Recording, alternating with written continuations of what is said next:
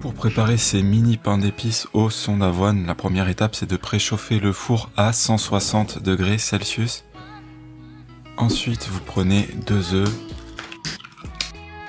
vous ajoutez 100 ml d'eau ou de lait selon votre préférence, puis 150 g de miel liquide. Moi c'est tout simplement du miel d'acacia qui avait figé, donc je l'ai fait chauffer quelques secondes au micro-ondes avant pour obtenir voilà un miel liquide comme ceci, sinon en miel de fleurs ça marche également.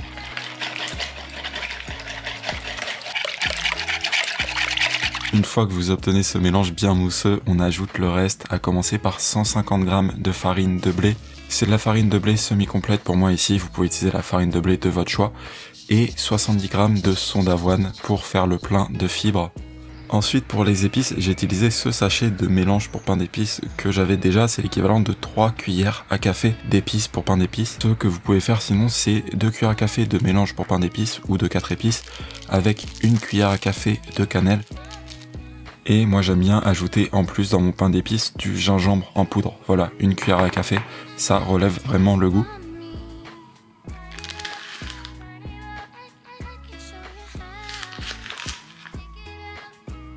Alors là je mélange directement la spatule et pas au fouet pour éviter qu'en fait les sons d'avoine soient coincés dans le fouet tout simplement. Puis une fois qu'on obtient un mélange bien homogène, vous pouvez les placer dans vos moules à mini cake.